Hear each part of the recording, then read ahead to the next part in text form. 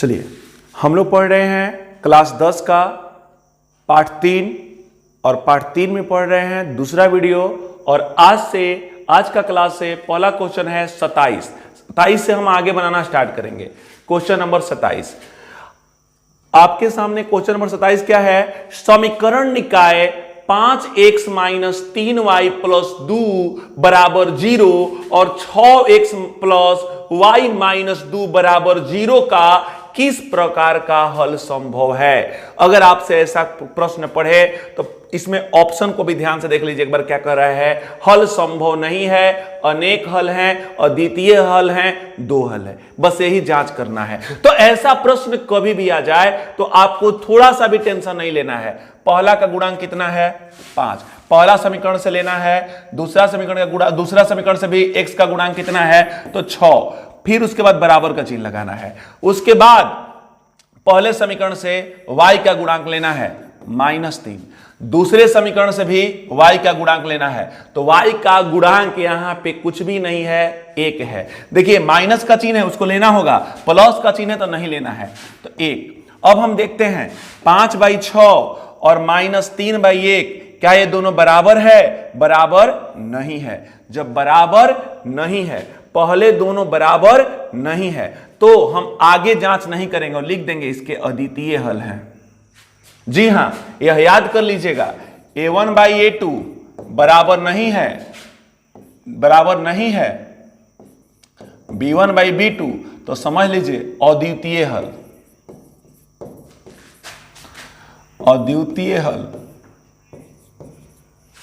चलिए अगला क्वेश्चन चलते हैं। आपको ये जांच नहीं करना है, दिखाना नहीं है, ये तो समझिए कि समझने के लिए है। आपको बस यही से देख लेना है, बराबर नहीं है तो अद्वितीय हल। आगे अगला क्वेश्चन, क्वेश्चन नंबर 28। समीकरण युग में x + 2y + 3 = 0, 3x + 6y + 9 = 0 कैसा है? इसमें पूछना है विरोधी, अविरोधी, आश्रित, इनमें से कोई नहीं। इस तरह से बताना है। ऐसे भी जांच हो तो भी, इस तरह का जांच हो तो भी, जांच करने का तरीका एक ही होगा। यहां पे x का गुणांक 1 है, दूसरे समीकरण में x का गुणांक 3 है, इसमें x का गुणांक, y का गुणांक 2 है, इसमें y का गुणांक 6 है। अब देख लीजिए 1/3, ओहो 1/3 और 1/3 ये दोनों बराबर है। तो हम अगले जो सदस्य हैं उसके पास जाएंगे, क्योंकि हमारे पास ये दोनों हो चुका है और ये दोनों बराबर हो चुके हैं। तो ऑलरेडी हम तीसरा के पास जाएंगे। तो तीसरा हमारा जगह पे है, अचर पद 3 है और इसमें अचर पद 9 है, दोनों के आगे प्लस का चिन्ह, ठीक है। तो यह भी हो जाएगा 1/3, यानी पहला भी 1/3, दूसरा भी 1/3, तीसरा भी 1/3। अगर ऐसे हो तो उस समय जान लीजिए कि इसके अनेक हल होंगे।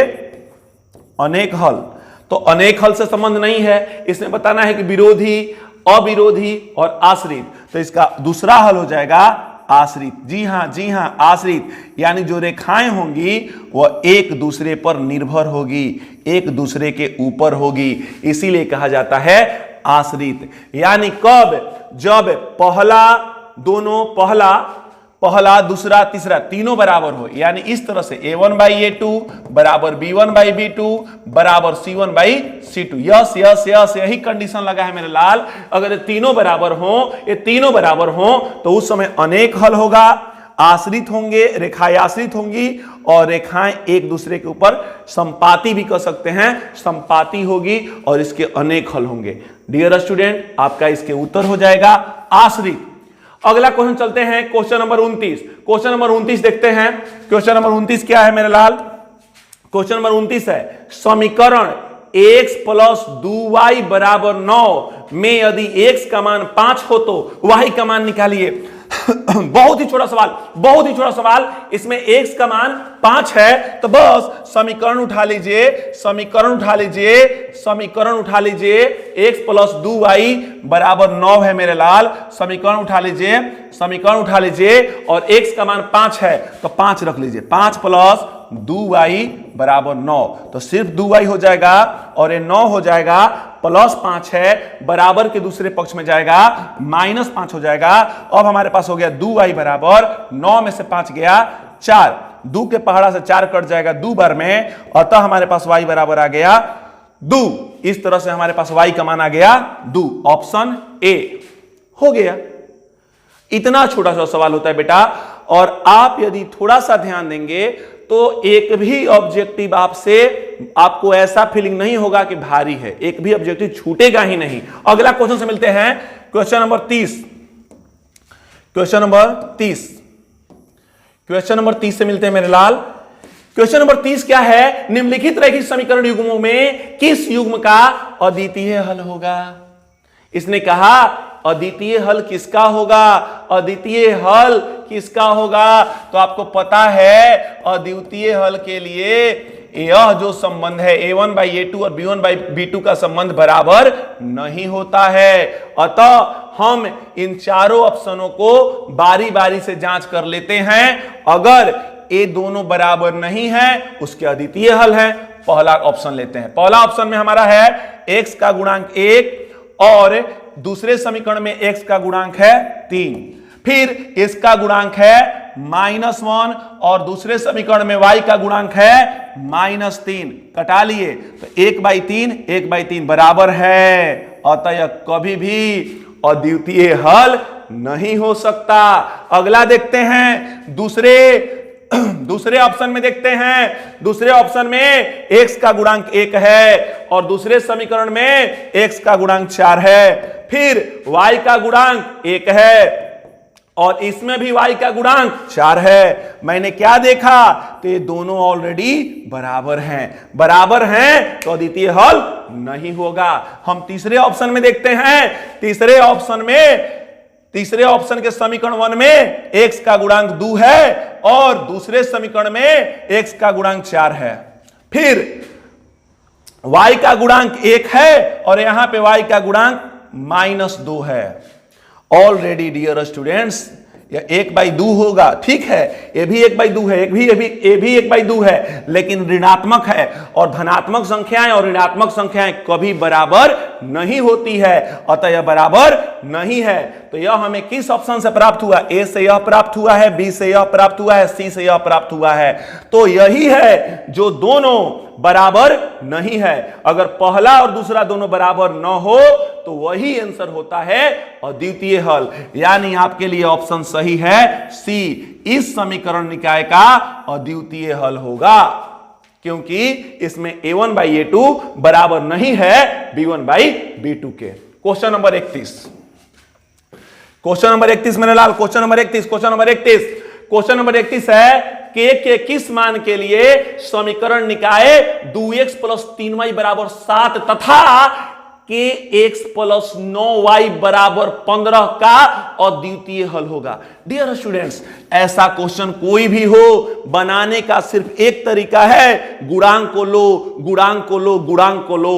तो बेटा जी इसमें 31 क्वेश्चन नंबर 31 में गुणांक हमारा x का गुणांक 2 है।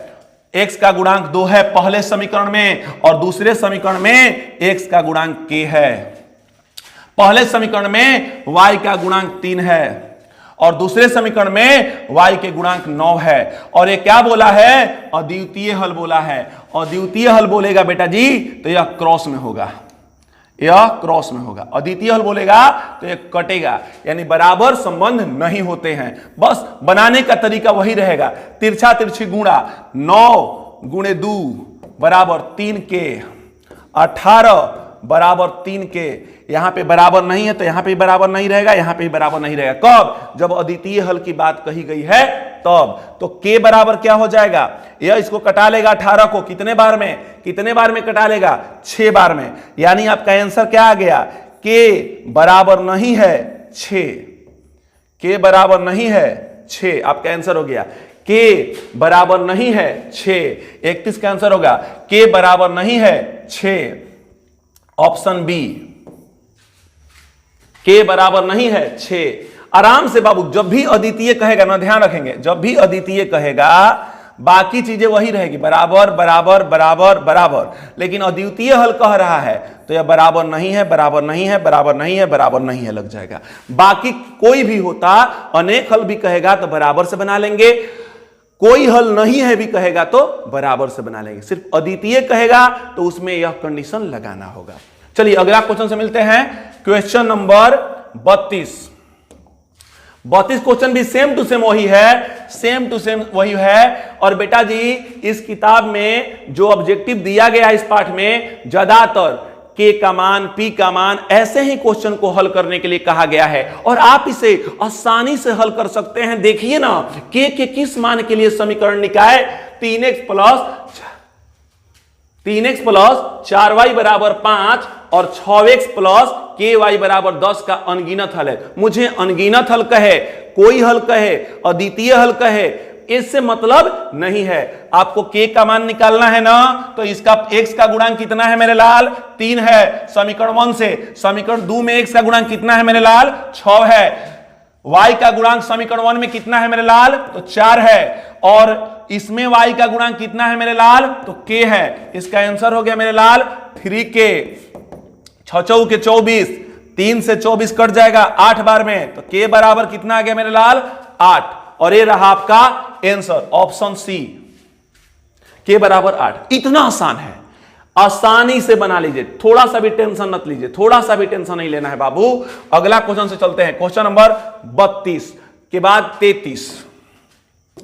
क्वेश्चन नंबर 33, क्वेश्चन नंबर 33 क्या है? के किस मान के लिए, के किस मान के लिए समीकरण निकाय x प्लस 2y बराबर 1 तथा 5x प्लस ky बराबर -7 का कोई हल नहीं है। मैंने क्या कहा? अद्वितीय कहे, एक हल कहे, कोई हल नहीं कहे, कुछ भी कहे, उससे आपको घबराना नहीं है। क्या करना है मेरे लाल?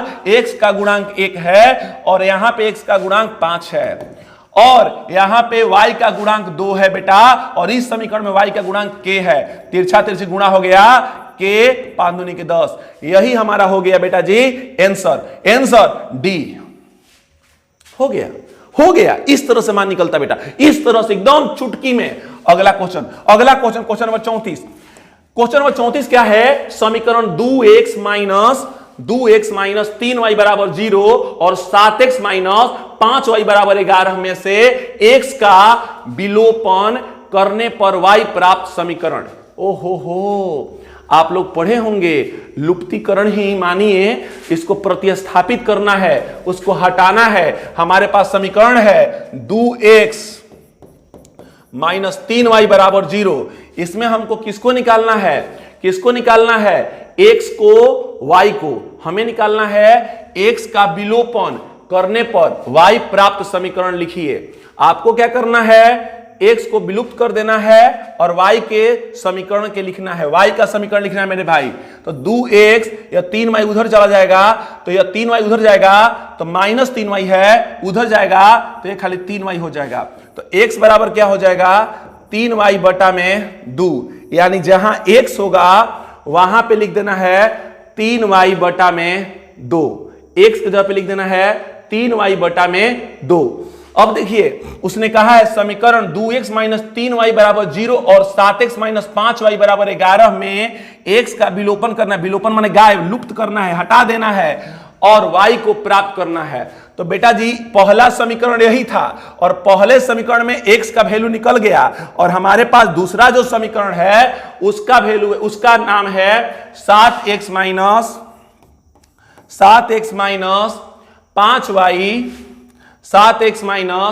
5y बराबर 11। 7x माइनस 5y बराबर 11।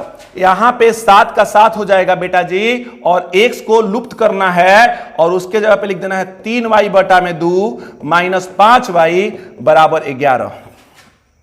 बेटा ध्यान दीजिए, 17 के 21, 17 के 21y बाई 2 माइनस 5y बराबर 11। अब आप देख रहे हैं, सभी पदों को ध्यान से देख रहे हैं। अब हम इसको कैसे बनाएंगे बेटा? जगह का यहां पे नीचे अभाव हो गया, मैं बता रहा हूं कैसे करेंगे। यह 2 है ना, आप 2 देख रहे हैं ना, सभी पदों में 2 से गुणा कर दीजिए। सभी पदों में सभी पदों में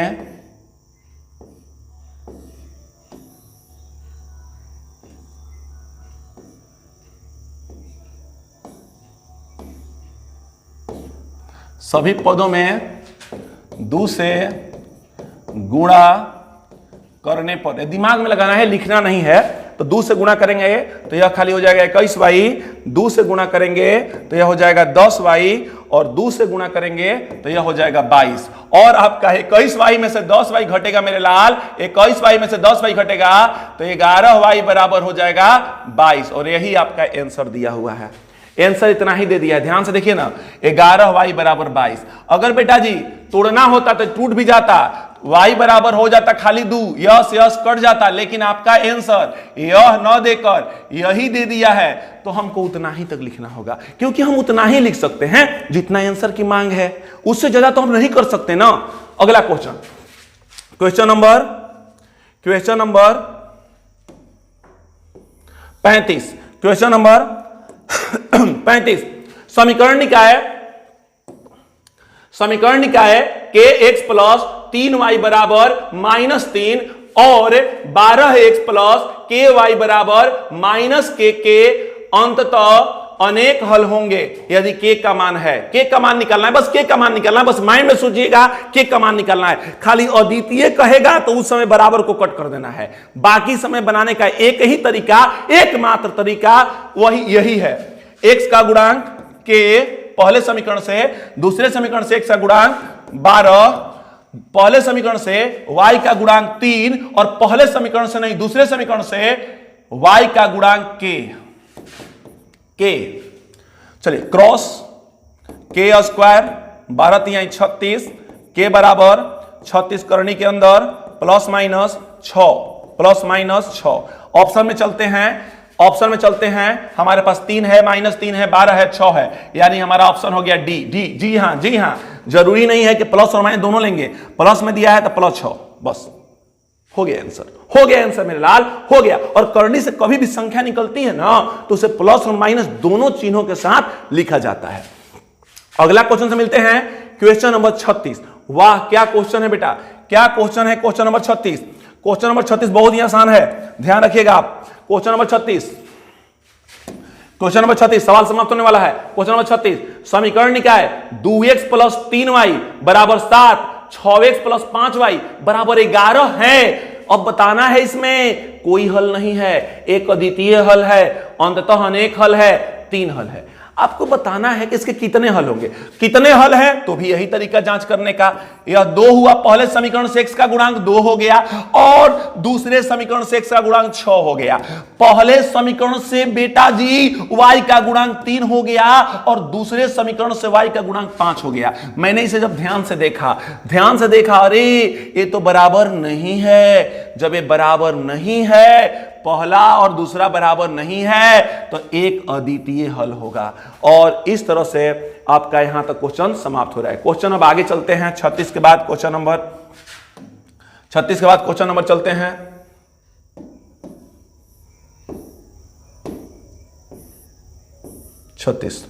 क्वेश्चन नंबर 37 चलते हैं मेरे लाल। क्वेश्चन नंबर 37 क्या है, दोस्त। अरे वाह, बहुत ही सुंदर क्वेश्चन। और ऐसे क्वेश्चन को चुटकी में कैसे बनाइए, आइए देखते हैं चुटकी में आंसर। दो संख्याओं का योग 26 है, ध्यान रखिएगा, दो संख्याओं का योग 26 है और उनका अंतर 10 है। दो संख्याएं हैं जिनको जोड़िएगा तो 26 हो जाएगा और घटाइएगा तो अंतर 10 आ जाएगा, तो संख्याएं होगी। अरे बाबू, ऐसे प्रश्न के लिए मैथ नहीं बनाते। यहीं पे देखिए किसका अंतर कितना है, तो 17 में से 9 घटेगा 8 का अंतर है। इसको देखिए 16 में से 10 घटेगा 6 का अंतर है। ओहो, ये दोनों तो होगा ही नहीं, क्योंकि हमारा अंतर कितना है, 10 है, ये होगा नहीं। 18 में 8 घटाइए, ओहो, यहां पे अंतर 10 आता है। अब उसने कहा कि अंतर 10 है, योगफल 26 होना चाहिए।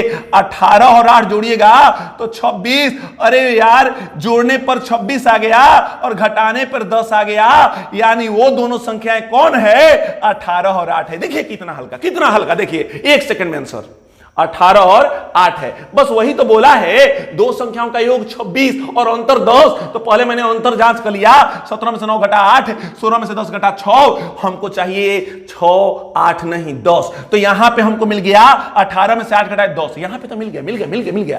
तो हमारे पास दो शर्त है, एक अंतर 10 है और योगफल 26 है। और मैंने जोड़ के देखा तो हमारे 26 भी आ गए, और तो हमारा ऑप्शन हो जाएगा सी। 37 का आंसर हो जाएगा आपका सी। चलिए सी। अगला क्वेश्चन नंबर 38। मेरे लाल क्वेश्चन नंबर 38, क्वेश्चन नंबर 38 देखते हैं। क्वेश्चन नंबर 38 है, यदि दो क्रमांक, वाह वाह वाह, क्या क्वेश्चन है, क्या क्वेश्चन है, बहुत ही सुंदर क्वेश्चन, बहुत ही सुंदर क्वेश्चन और बहुत ही इंटरेस्टिंग। ऐसे क्वेश्चन को चुटकी में बनाइए। दो क्रमागत संख्या में छोटी संख्या के 5 गुने तथा बड़ी संख्या के 4 गुने का अंतर 3 है। ओहो हो, बड़ी में 4 से गुना करना है और छोटी में 5 से। तो इसमें बेटा जी 5 से गुना किए 8 5 40, और इसमें आप 4 से गुना किए 9 चौके 36। भैया 40 और 36 को घटाइएगा तो 4, और उसने कहा है कि अंतर 3 है। यह तो काम नहीं आया। इसमें चलते हैं, 9 में 5 से गुना कर दिए तो 9 5 45 हो गया मेरे लाल, और 10 में 4 से गुना कर दिए तो 10 चौके 40 हो गया मेरे लाल। इन दोनों का अंतर 45 और 40 का अंतर मेरे को मिल गया 5, और हमको अंतर चाहिए 3। अतः ऑप्शन ए भी गलत और ऑप्शन बी भी गलत। अब सी में चलते हैं, छोटे में 5 से गुना तो 7 5 हो गया 35, 7 5 हो गया 35। और क्या बोला गया है, अंतर 8 में यानी दूसरी में, बड़े में जो बड़ा है 7 और 8 में 8 बड़ा है, बड़े में 4 से गुना और चौके 32, अंतर 3। ओ हो, हमको आंसर मिल गया।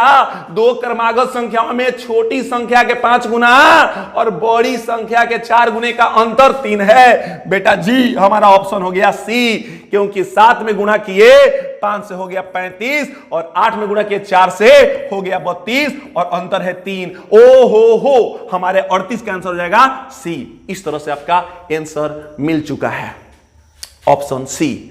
इतना हल्का। अब इसको आप बांधिए मत, समीकरण मत बांधिए, उतना समय लगेगा, वे सब नहीं करना है। ऑब्जेक्टिव मतलब ऑब्जेक्टिव की तरह, जादू की तरह। अगला क्वेश्चन से मिलते हैं, क्वेश्चन नंबर 39।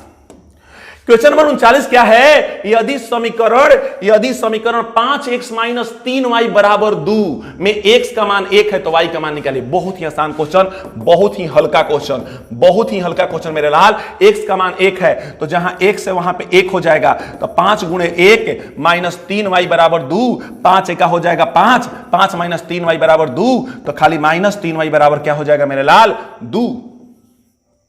और ये 5 उधर गया, -5, तो -3y बराबर हो जाएगा, -5 में से -2 घटेगा, -5 में से सिर्फ 2 घटेगा, 2 तो बच जाएगा -3, माइनस माइनस कट गए, 3 से 3 कट गए, y बराबर हमारे पास आ गया 1। तो y बराबर हमारे पास आंसर कितना आ गया, 1। आपको यहां पे देखना होगा, आपका यहां पे आंसर हो जाएगा 1, और 1 कहां है, यहां है 1। अगला क्वेश्चन से मिलते हैं, देखिए ध्यान से। अगला question, question number 40। Question number 40 है, यदि समीकरण 2x प्लस 3y बराबर 13 में x का मान 2 है तो y का निकालिए। अरे बेटा जी वही तो क्वेश्चन है, वही तो क्वेश्चन है। 2x प्लस 3y बराबर 13 और x का मान कितना है, 2 है मेरे लाल। तो जहां x है वहां पे 2 रख दो और बाकी इसको सेम टू सेम रख दो। 2 दूनी के हो गया 4, तो 3y बराबर 13, ये 2 दूनी के हो गया 4, यह 4 उधर गया, -4 हो गया। 3y बराबर 13 में से 4 गया 9, तितिरी के 9। यस यस मेरे लाल, यह गुणा में तो भागा ही करेगा, तितिरी के 9 हो गया, और तो y बराबर 3, और आपका ऑप्शन हो गया सी। 40 का हो गया सी। बेटा जी ध्यान से देखिएगा, ऐसे बनते हैं गणित। अगला गणित से मिलते हैं। अगला है हमारा 41, क्वेश्चन नंबर 41। बहुत ही सुंदर गणित, बहुत ही सुंदर गणित, अपने आप में खास स्थान रखने वाला गणित। यदि 1/3a माइनस 1/4b बराबर 1 है और a बराबर 6 है तो b का मान क्या होगा। बस यहां पे कुछ भी नहीं किया है, वहां पे x था और y था और यहां पे a और b है, बाकी तरीका वही रहेगा। हम समीकरण उठा लेंगे, 1/3a माइनस 1/4b बराबर 1। यही हमारे पास क्वेश्चन, 1/3a माइनस 1/4b बराबर 1। अब हमें a का मान मिल गया है मेरे पास। a का मान कितना है मेरे लाल, a का मान है 6, तो हम यहां पे 6 रख देंगे, माइनस 1/4b बराबर 1। 3 दूनी के 6 हो जाएगा। हमारे पास आ गया 1 और 2 में गुणा हुआ 2 माइनस 1/4 b बराबर 1। और अब देखिए क्या करेंगे हम, माइनस हम क्या कर सकते हैं, आसान सा तरीका है, या तो इसे को इधर ला दीजिए, नहीं तो इस 1/4b को उधर ले जाइए, दोनों में कोई दिक्कत नहीं। तो मैं क्या कर रहा हूं, दू यहीं रखने दू, और 1 है उसको इधर लाऊंगा तो -1 हो जाएगा, और ये 1/4b है माइनस में तो उधर जाएगा तो प्लस में हो जाएगा 1/4b। 2 में से 1 घटा 1, और इधर हो गया 1/4b। आप देख लीजिए ना। अब क्या करना है मेरे लाल, b, और नीचे जो 4 भागा में है वह गुणा में जाएगा, और ये हो जाएगा 4। आपका ऑप्शन हो गया 4, b बराबर 4 या 4 बराबर b। तो आपको पढ़ना है b बराबर 4। आप देख लीजिए आपका ऑप्शन d, ऑप्शन हो जाएगा b बराबर 4। इस तरह से आपका आंसर आ चुका है। अगला क्वेश्चन से मिलते हैं, क्वेश्चन नंबर 42। क्वेश्चन नंबर 42 क्या है, ओ हो बहुत ही सुंदर क्वेश्चन, बहुत ही सुंदर क्वेश्चन, आपके लायक क्वेश्चन। सरल रेखा 2x - 3y - 6 बराबर 0 का आलेख x अक्ष को जिस बिंदु पर काटेगा वह बिंदु कौन है। x अक्ष को, बेटा इस समीकरण है 2x - 3y - 6 बराबर 0। x अक्ष को काटेगा, तो बेटा जी x अक्ष को काटेगा तो आपको पता होना चाहिए कि x अक्ष को काट रहा है, तो समझ लीजिए कि y का जो यहां पे गुणांक होगा, y का जो गुणांक होगा यानी y का जो मान होगा वो 0 होगा। तो आप इस ऑप्शन में देखिए तो y का मान दिया हुआ है, अतः यह ऑप्शन नहीं होगा। इसमें y का मान नहीं दिया है तो ये हो सकता है, इसमें भी y का मान नहीं दिया है, ये हो सकता है, और इसमें y का मान दिया है इसलिए नहीं हो सकता। वही बिंदु होगा जिसमें y का मान नहीं दिया है। तो हमारे पास 2 बिंदु मिल गए जिसमें y का मान नहीं दिया है, अतः इन्हीं को हमें रखना है, और हमें जिससे शून्य आ जाएगा वही हमारा आंसर हो जाएगा। तो हम बी ऑप्शन को देखते हैं।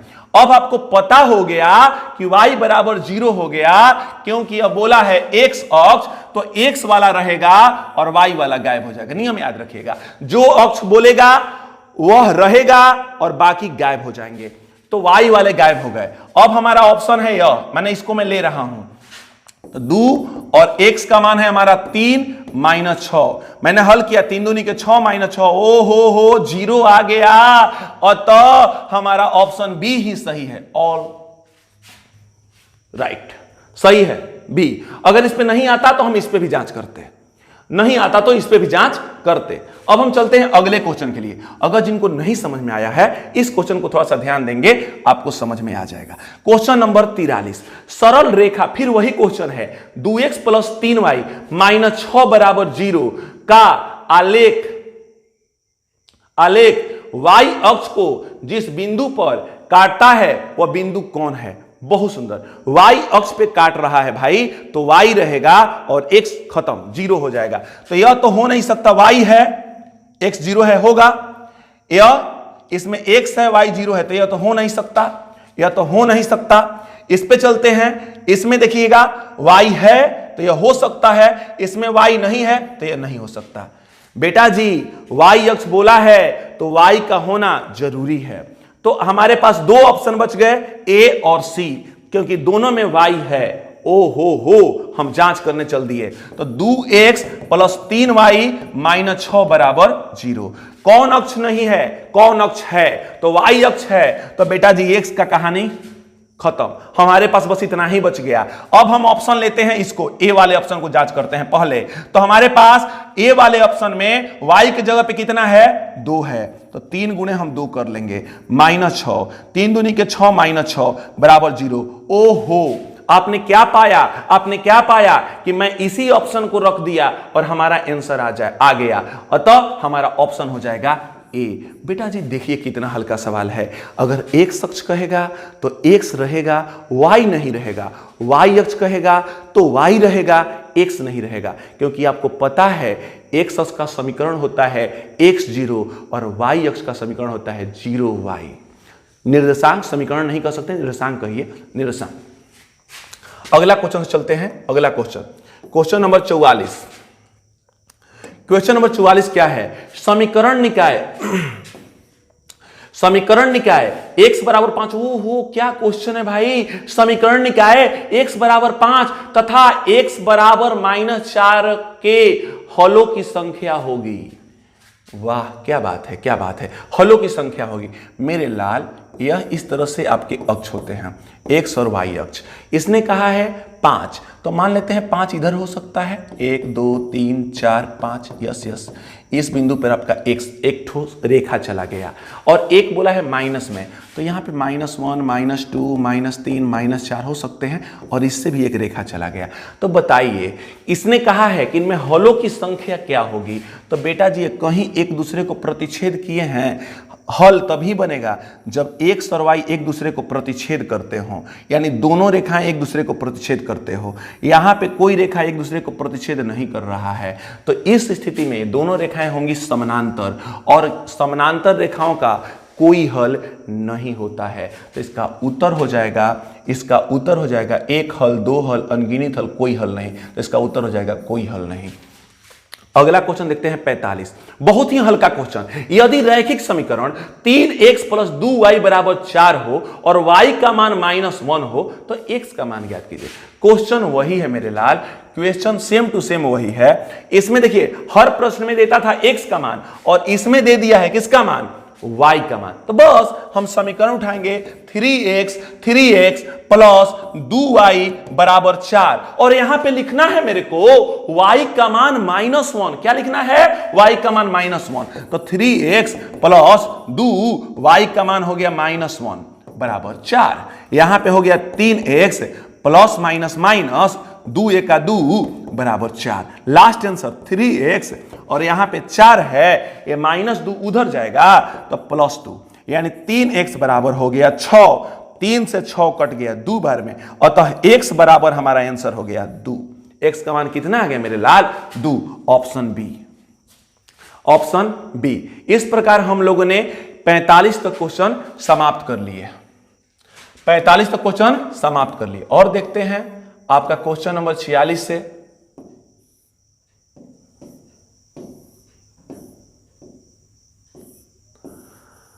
ये रहा क्वेश्चन नंबर 46 मेरे लाल। देखिए क्वेश्चन नंबर 46। क्वेश्चन नंबर 46 क्या है, क्वेश्चन नंबर 46 क्या है, यदि रैखिक समीकरण x + 2y = 10 में x का मान -2 है तो y ज्ञात करें। फिर वही क्वेश्चन, x + 2y = 10, यानी x का मान कितना है बेटा, -2। तो जहां x है वहां हो गया -2 + 2y = 10, और आपका यहां पे 2y हो गया बेटा यह 10। ये माइनस जो 2 है बराबर के दूसरे तरफ जाएगा तो ये +2 हो जाएगा, और यहां पे हो गया 2y बराबर 10 और 2 12। 2 से 12 कट जाएगा 6 बार में, अतः y बराबर हमारा आ गया 6। आपका ऑप्शन हो जाएगा सी। ऑप्शन कौन सही है बेटा, ऑप्शन सी। ऑप्शन सी आपका एकदम सही जवाब। आपका सी आपका हो गया सही जवाब। अब हम अगले क्वेश्चन चलते हैं मेरे लाल। अगला क्वेश्चन हमारा 47। अगला क्वेश्चन हमारा 47 है। आपका अगला क्वेश्चन क्या है, 47। इसका आंसर होगा बेटा जी 6। 47। यदि एक रैखिक समीकरण का घात, एक रैखिक समीकरण का घात होगा, रैखिक समीकरण का घात कितना होगा, तो रैखिक समीकरण का घात होता है बेटा जी 1। रैखिक समीकरण का घात 1 होता है। अगला क्वेश्चन, युगपत समीकरण 2x + 3y = 5, 4x + 6y = 9 है तो निकाय होगा। निकाय होगा, ऐसा प्रश्न कभी भी पूछ दे तो आपको घबराना नहीं है। बस निकाय पूछ दे, के का मान पूछ दे, तो बस आपको वही जांच करना है। x का गुणांक मेरे लाल 2 हो गया पहले समीकरण से, और दूसरे समीकरण से x का गुणांक 4 हो गया मेरे लाल। y का गुणांक हमारा 3 हो गया मेरे लाल पहले समीकरण से, और दूसरे समीकरण से y का गुणांक हो गया 6। हम कटाने लगे, यह 1/2 हो गया और यह भी 1/2 हो गया, अतः ये दोनों मैच कर गए। जब ये मैच कर जाते हैं तो तीसरे को उठाया जाता है। इसका तीसरा 5 है और इसका तीसरा 9 है। अब इन्हें मैं छोटा कर रहा हूं तो वह इनके बराबर नहीं आ रहा है, अतः बराबर नहीं है। यानी पहले दोनों बराबर हैं और तीसरा बराबर नहीं है। जब तीसरा बराबर नहीं है तो उस समय होता है कोई हल नहीं, कोई हल नहीं। इसमें देखिए बाबू, अद्वितीय हल बोला है, यह नहीं होगा। इनका अपरिमित रूप से अनेक हल होगा, यह नहीं होगा। अब हमारे पास 2 ऑप्शन बच गए, असंगत और इनमें से कोई नहीं। तो बेटा जी कोई हल नहीं है, कोई हल नहीं है, यह कहिए या असंगत कहिए, दोनों एक ही चीज है, तो इसको बोलेंगे हम असंगत। क्या बोलेंगे हम? असंगत। क्या बोलेंगे हम? असंगत। यस, असंगत भी कहा जाता है और कोई हल नहीं है भी कहा जाता है, तो इसका वास्तविक उत्तर हो जाएगा असंगत। असंगत। अगला क्वेश्चन से चलते हैं बेटा जी। क्वेश्चन नंबर 49 है, के किस मान के लिए, फिर से वही क्वेश्चन, के किस मान के लिए समीकरण x प्लस 2y बराबर 7 तथा 2x प्लस ky बराबर 14 संपाती होगा।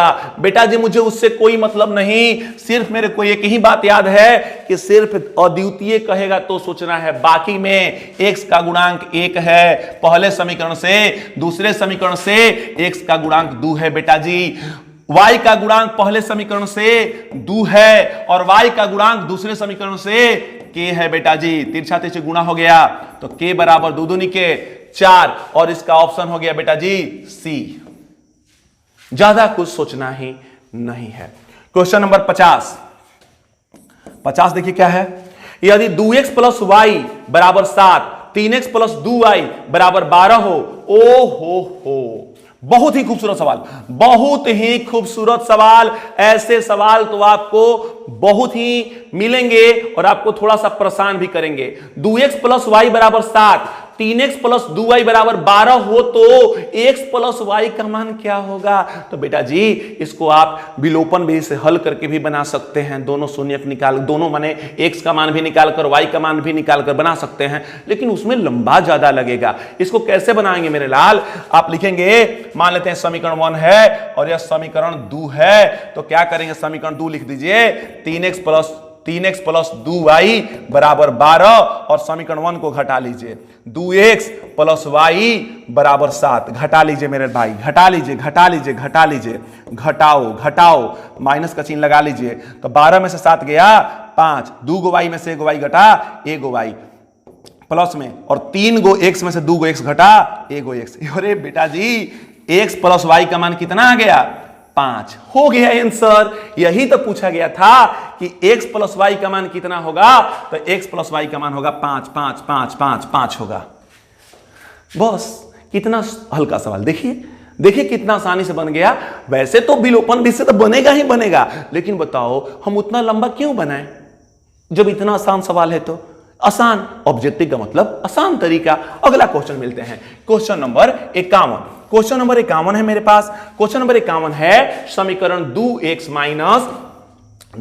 माइनस 3y बराबर 14 में यदि x बराबर 1 है तो y का मान निकालिए। बस सिंपल सवाल, 2x माइनस 3y बराबर 14, इसमें x बराबर कितना है? 1 है, तो 2 गुणे 1, x का मान रख दिए, माइनस 3y बराबर 14, यहां पे हो गया 2 माइनस 3y बराबर 14, माइनस 3y बराबर क्या हो जाएगा? यह प्लस 2 है, बराबर के उधर जाएगा तो माइनस में 2 हो जाएगा, अतः माइनस 3y बराबर हमारे पास हो जाएगा 14 में से 2 गया 12, 3 से 12 कट गया 4 बार में, तो y के आगे माइनस लगा था तो यह फटाक से माइनस उधर चला जाएगा और हो जाएगा y बराबर -4।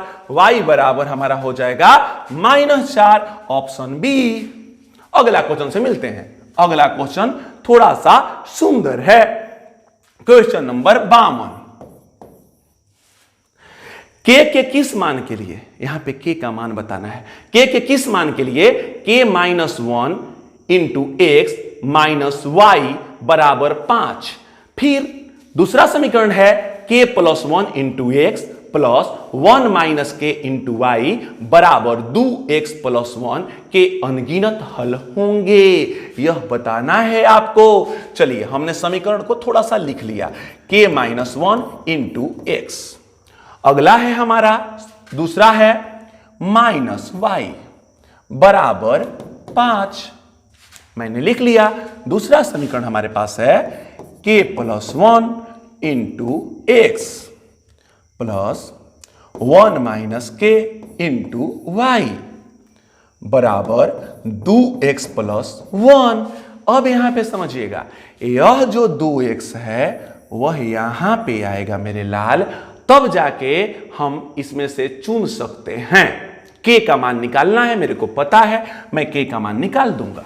अब क्या हो जाएगा मेरे लाल, इस समीकरण को थोड़ा सा और सीधा करेंगे और यह हो जाएगा k +1 और यह 2x इधर आएगा तो -2 इंटू, अच्छा छोड़िए ना इसको, ऐसे छोड़िए, ऐसे देखिए।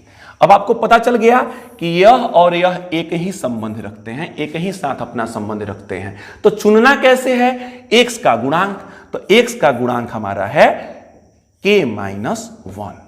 यहां पे x का गुणांक कितना है मेरे लाल, तो x का गुणांक यहां पे है पहले से k +1 और यहां पे x का गुणांक है 2, बराबर से इधर आएगा तो यह हो जाएगा -2। जी हां, x का गुणांक यहां पे है k +1 और यहां पे x का गुणांक 2 है, जो इधर आएगा तो माइनस में हो जाएगा। तो हमारा इस प्रकार समीकरण के गुणांक प्राप्त होंगे। यहां पे y का गुणांक है 1, लेकिन किस में, माइनस में। यहां पे y का गुणांक है हमारे पास 1 - k। बस अब थोड़ा सा इसको सरल करते हैं, दिमाग लगाते हैं और बन गया आंसर मेरे लाल, आंसर बन गया k -1 और यहां पे आप ध्यान से देखिए, 2 माइनस में है, 1 प्लस में है, तो हमारा आंसर हो जाएगा 2 में से 1 घटेगा तो हमारे पास बच जाएगा -1 और यहां पे चलते हैं -1। ध्यान से देखिएगा, k -1 जरा देख लीजिए, k -1 और यहां पे है 1 - k। यह से यह क्या हो जाएगा, समाप्त हो जाएगा, बराबर से बराबर कट जाते हैं, बच जाता है 1। तो हमारे पास बच गया 1 और यह गुणा में आ गया 1 - k, इधर हो गया हमारे पास -1। अब लास्ट आंसर चल रहा है बेटा जी, ऐसे भी कर सकते हैं, लास्ट आंसर चल सकता है बेटा जी।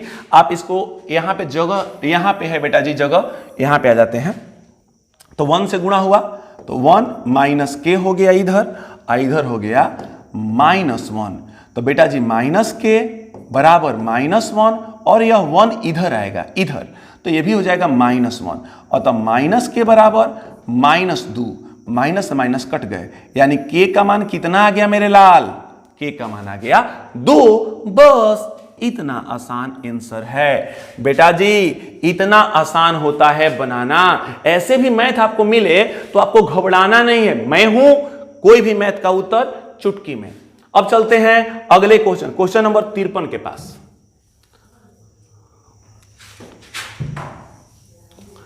क्वेश्चन नंबर 53 बहुत ही सुंदर क्वेश्चन, अपने आप में खास स्थान रखने वाला क्वेश्चन है बाबू। क्वेश्चन नंबर 53 क्या है बेटा, 53 में लिखा हुआ है समीकरण निकाय x + 2y - 4 = 0 और 2x + 4y - 12 = 0 का ग्राफीय निरूपण किस प्रकार की सरल रेखाएं होंगी। आपको बस वही बताना है। मैंने क्या कहा, हल पूछे, रेखाएं पूछे या इस तरह का कोई भी सवाल पूछे तो बस आपको गुणांक चुराना है। तो समीकरण 1 से गुणांक हम लोग बना रहे हैं 53 क्वेश्चन, तो गुणांक x का गुणांक बेटा जी 1 है, समीकरण 2 में x का गुणांक 2 है, अगला y का गुणांक 2 है, इसमें y का गुणांक 4 है। बस दो की ही जांच करते हैं, 1/2 ये भी कट गया, 1/2 ये दोनों बराबर आ गए। तब हम तीसरे के पास चलते हैं, 2 को जांच करने के बाद ही हम तीसरे के पास जाते हैं। हमारा तीसरा है -4 और दूसरे समीकरण में तीसरा है -12, माइनस माइनस कट गए, 4 × 4 और चर यही 12। मैंने ध्यान से देखा तो यह 1/2 है और यह भी 1/2 है, लेकिन यह 1/3 है, अतः यह बराबर नहीं है। अगर यह बराबर नहीं है तो हमारे पास कंडीशन क्या होगा, प्रतिच्छेदी रेखाएं होंगी तो नहीं, प्रतिच्छेदी रेखाएं नहीं होगी। प्रतिच्छेदी रेखाएं कब होती, जब यह आपस में बराबर नहीं होता तब होती। रेखाएं समानांतर सरल रेखा होगी तो हाँ, जब कोई भी हल नहीं होता, इसका कोई हल नहीं है, कोई हल नहीं है। जब कोई हल नहीं है उस समय जो रेखाएं होती है वह समानांतर सरल रेखा होती है। क्या लिखाएगा, समानांतर सरल रेखा।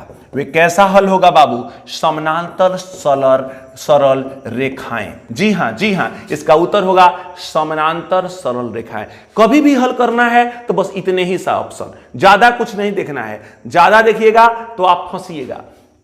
अगला क्वेश्चन, क्वेश्चन नंबर 54 क्वेश्चन। 54 क्या है? के किस मान के लिए? बेटा जी देखिए बहुत आसान क्वेश्चन। के किस मान के लिए समीकरण निकाय 2x प्लस 3y बराबर 7 तथा के x प्लस 9y बराबर 15 का अद्वितीय हल होगा। ओ हो अद्वितीय हल कह दिया बेटा, अद्वितीय हल कह दिया। तो चलिए गुणांक उठाइए। तो पहले समीकरण से 2 है, दूसरे समीकरण से x का गुणांक k है। पहले समीकरण से y का गुणांक 3 है और दूसरे समीकरण से y का गुणांक 9 है। इसने एक शब्द बोल दिया है, क्या बोल दिया है? अद्वितीय बोल दिया है। तो बस बेटा जी यहां पे ऐसा चिन्ह लग जाएगा। अब क्या होगा? यह यहां गुणा किया 9 दूनी 18 और यह यहां गुणा किया 3 के, 3 से 18 में भाग हो गया 6 बार में। अब आपका आंसर हो गया के बराबर नहीं है 6। आपका आंसर हो गया के बराबर नहीं है 6। हो गया और द्वितीय कह देगा तो बस एक नया चीज यही बढ़ेगा, बाकी सब एकदम सेम टू सेम रहेगा। क्वेश्चन नंबर 55, 54 था, 55 देख लीजिए। 55 में क्या बोला है मेरे लाल? के किस मान के लिए समीकरण निकाय 3x प्लस 4y बराबर 5 तथा 6x प्लस ky बराबर 10 का अनगिनत हल होंगे। अनगिनत हल होंगे कह दिया है बेटा। मैंने क्या कहा? कुछ भी कहे, खाली अद्वितीय कहेगा तो ध्यान देना है, बाकी में बस गुणांक निकालिए। x का गुणांक मेरा 3 हुआ पहले समीकरण से और दूसरे समीकरण से x का गुणांक 6 हुआ, फिर y का गुणांक 4 हुआ और दूसरे समीकरण से y का गुणांक k हुआ। क्रॉस 3 के 6 के 24, 3 से 24 कट गया 8 बार में, k का मान 8, k बराबर 8, ऑप्शन सी।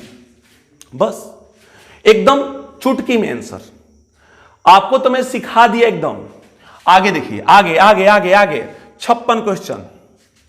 56 के किस मान के लिए? के किस मान के लिए समीकरण निकाय x प्लस 2y बराबर 1 तथा 5x प्लस ky बराबर -7 का कोई हल नहीं होगा। यही ना ऑप्शन है, यही ना प्रश्न है। तो बस कोई हल नहीं कहा है, उससे भी हमको कोई मतलब नहीं। x का गुणांक 1 है पहले समीकरण से और दूसरे समीकरण से x का गुणांक 5 है। पहले समीकरण से y का गुणांक 2 है और पहले समीकरण से नहीं, दूसरे समीकरण से y का गुणांक k है। तिरछा तिरछी गुणा हो गया, k बराबर 10 और इसका आंसर हो जाएगा आपका 56 का हो जाएगा डी 10। हो गया। अगला क्वेश्चन से मिलते हैं 57। क्वेश्चन नंबर 57, यदि समीकरण 5x माइनस 3y बराबर 2 में x का मान 1 हो तो y का मान ज्ञात कीजिए। बहुत ही आसान क्वेश्चन। 5x माइनस 3y बराबर 2 है और x का मान कितना है? 1 है। तो 5 गुणे 1 माइनस 3y बराबर 2 हो जाएगा।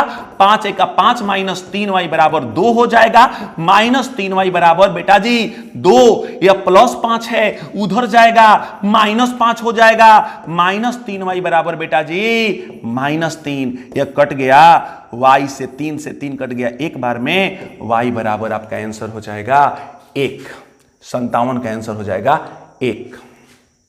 Question number 58। क्वेश्चन नंबर 58, यदि रैखिक समीकरण 3x प्लस 2y बराबर 4 हो और y का मान -1 हो तो x का मान क्या होगा? अब बना लेंगे। 59, यदि रैखिक समीकरण x प्लस 2y बराबर 10 हो और x का मान -2 हो तो y का मान निकालिए। बना लेंगे। आपका बंद कर लीजिए। आपका क्लास समाप्त हुआ और आगे आप इसको ट्राई कीजिएगा।